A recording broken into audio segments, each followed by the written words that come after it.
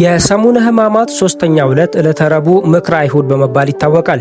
ምክንያቱም የአይሁድ ሊቃነ ካህናትና ጸሐፍት ጌታችንን እንዴት መያዝ እንደሚገባቸው ምክር ያጠናቅቁበት ቀን ነውና በዚህ ምክራቸው ላይ በጣም ትልቅ ጭንቀት ነበረ። ምክንያቱም ወቅቱ የፋሲጋ በዓላቸውን የሚያከብሩበት ቀን የተቃረበ በመሆኑ በብዙዎች ሕዝቦችም በጌታችን ትምህርት የተማረኩ ታምራቱንም የሚያደንቁ ስለነበሩ ሁከት እንዳይፈጠር ነበረ።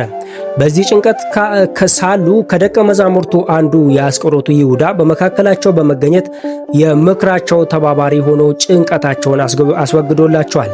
የሐዲስ ኪዳን ካህናትና ምዕመናን በዚህ ዕለት በቤተ ክርስቲያን ተሰብስበው መላ ሰውነታቸውን ለእግዚአብሔር አስገዝተው የሞት ፍርዱን በማሰብና በማልቀስ ሐዋርያት ከጌታችን መያዝ በኋላ በሐዘን በፍርሃት እንደነበሩ እያሰቡ መጻሕፍትን በማንበብ በጾምና በጸሎት በስግደት ተወስነው ይቆዩና ከ12 ሰዓት በኋላ ወደ ቤታቸው ይሄዳሉ።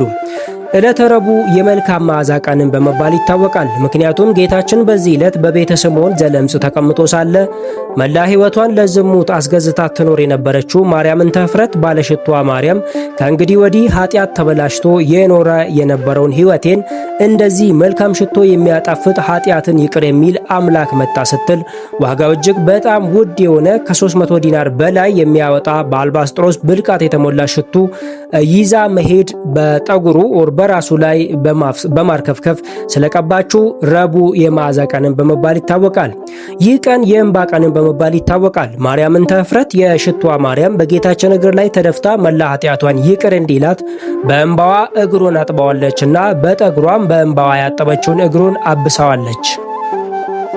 ኃጢአትን በማሰብ ማልቀስና ራስን የተወደደ መስዋዕት አድርጎ ለእግዚአብሔር ማቅረብን ከምታስተምረን ማርያም እንተ ዕፍረት እንባን ለንስሐ ሕይወት ልንጠቀምባትም ይገባል።